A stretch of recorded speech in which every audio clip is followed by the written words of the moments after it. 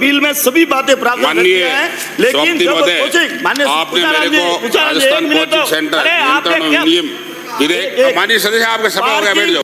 Parking की व्यवस्था जो बच्चों पढ़ाने के लिए पार्किंग की व्यवस्था नहीं है, पार्किंग की व्यवस्था के लिए आपको बहुत बहुत धन्यवाद। पार्किंग बच्चों के लिए नहीं है। मैं ये कहना चाहूंगा कि मेरे को बिठाओ तो सही, क्या बोल रहे पहले अलग से टाइम ऐसे थोड़े, तो पैरल थोड़े बोला जाता है, अलग से टाइम अलग से थोड़े बोला जाता है। आप बोलिए, आप तो बोलिए साहब।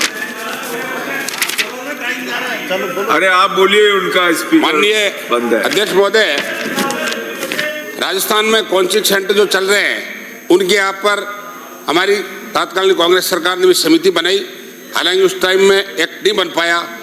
आप ये एक्ट लेके आए हो, वास्तव में इसकी जरूरत है, इसमें कोई संदेह नहीं। और सबसे पहले आज कोचिंग सेंटरों का मतलब इतना दुरुपयोग हो रहा है कि हालांकि उनका रजिस्ट्रेशन नहीं है, रजिस्ट्रेशन की व्यवस्था इसमें की गई है। रजिस्ट्रेशन का समय सीमा निर्धारित होनी चाहिए कि आवेदन करने के बाद 30 दिन या 60 दिन के अंदर उसको रजिस्ट्रेशन मिल जाना चाहिए, अगर उसने औपचारिकता पूरी कर दी है तो। ये नहीं कि उसको एक साल 6 महीने तक जिला समिति घुमाती रहे। नंबर 2, आवास और कोचिंग सेंटर जो एक साथ चल रहे हैं उनकी जो निर्धारित सीमा समय तय की गई है, ये नहीं कि 100 आदमी बैठे, चाहे 1 वर्ग मीटर की व्यवस्था की है, लेकिन वहाँ ये नहीं होना चाहिए उसमें 50 से अधिक बच्चे नहीं होने चाहिए। और ट्विटर की जो व्यवस्था की है कि वो प्रशिक्षित हो, यानी उसको ग्रेजुएट तक आपने माना है, जबकि वो प्रशिक्षित होना चाहिए।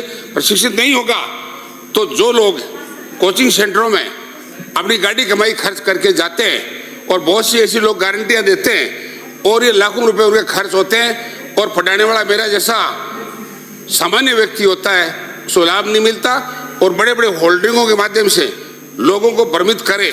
इस पर रोक लगाने की जो व्यवस्था की है उसको और सख्त किया जाए। इसके अलावा जो पीजी यानी प्राइवेट होटल बहुत चलते हैं उनको भी इसमें शामिल किया जाए कि वो पानी की व्यवस्था हो, सुरक्षा की व्यवस्था हो।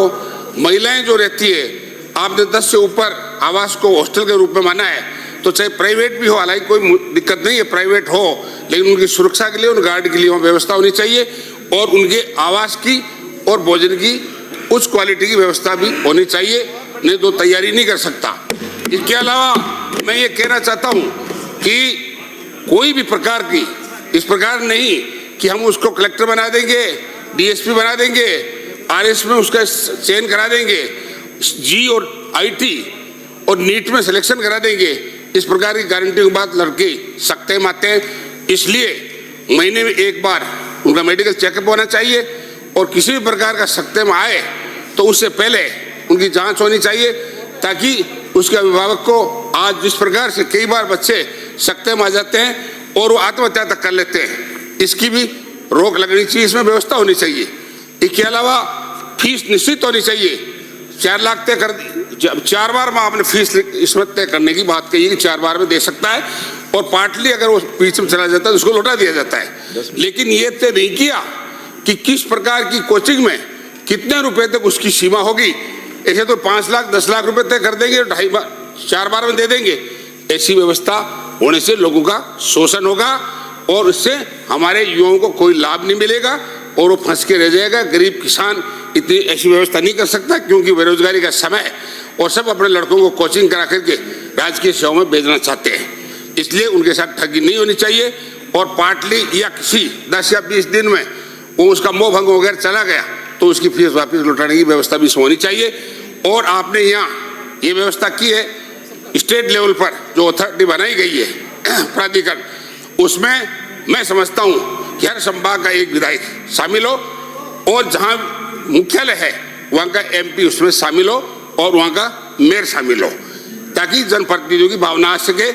और जिला स्तर पर जो कमेटी बनाई गई है जिला कलेक्टर की अध्यक्षता में, कोई बात नहीं, लेकिन उसमें हर विधायक उसका सदस्य होना चाहिए, और मुख्यालय का मेयर भी उसमें सदस्य होना चाहिए, ताकि उन कोचिंग वालों पर की नजर भी उन पर रहे। हालांकि कोचिंग सेंटर के लोगों ने हमें ज्ञापन दिया है कि ये एक्ट देश भारत के सम्मान है, ऐसी बात नहीं है।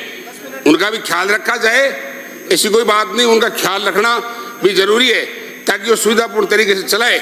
लेकिन उनका आवास, उनकी पढ़ने पढ़ाने की व्यवस्था और बिल्डिंग ऐसे आवासीय क्षेत्रों में नहीं होनी चाहिए जहां कंजेस्टेड आवास है और वहां उन्होंने छोटे छोटे कैंपस बना दिए।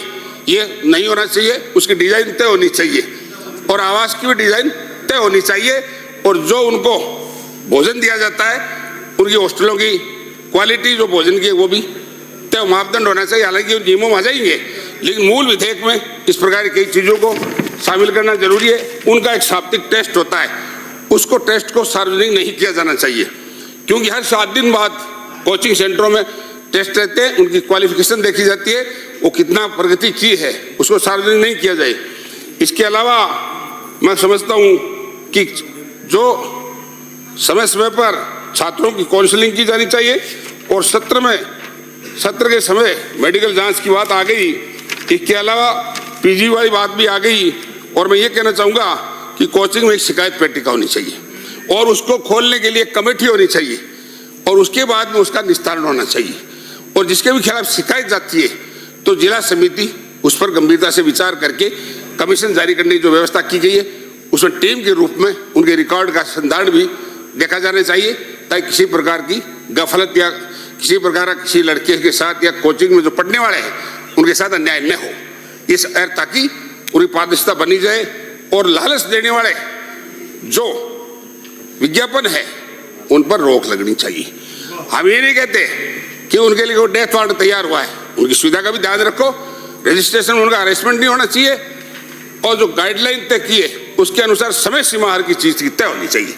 नहीं तो 3 महीने का समय दिया गया, कोई बात नहीं, 3 महीने में कराओ, लेकिन उसको रजिस्ट्रेशन ये नहीं कि लंबे समय तो घूमता रहे, एक चीज आज दी 10 दिन बाद दूसरी क्वेरी होगी, तीसरी हो गई। जब इसमें जनप्रतिनिधि शामिल होंगे तो निश्चित तौर से जिला समिति में भी इस प्रकार के काम करने की समस्या नहीं आएगी और उनकी मॉनिटरिंग टीम रहनी चाहिए जो हर 6 महीने में या 3 महीने में एक बार हर कोचिंग सेंटर की इंस्पेक्शन किया जाना चाहिए और डॉक्टरों की, मनोवैज्ञानिक डॉक्टरों की क्या व्यवस्था है ये भी देखना चाहिए, ताकि जो हमेशा जो स्थिति सामने आती है कि आज आत्महत्या कर ली, वो उसका मोह भंग हो गया, उसके माता पिता से वो बात नहीं करता है और वो पढ़ता भी नहीं है क्योंकि उसका मोह भंग हो जाता है। क्यों लालच में आकर के उस संस्था में जाता है, उस प्रकार के कैडर के वहाँ ट्विटर नहीं अपॉइंट होते हैं। इसलिए मेरा ये कहना है कि निश्चित तौर कोचिंग सेंटर की जो आपने एक्ट लाए हो विधेयक, उसको विस्तृत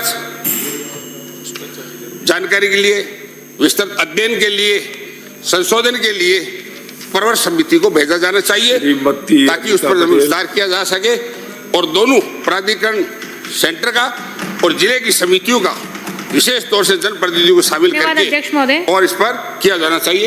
इसलिए मेरे को आपने मौका दिया, इसके लिए मैं आपको बहुत बहुत धन्यवाद। शुरू करूं इससे पहले मैं निवेदन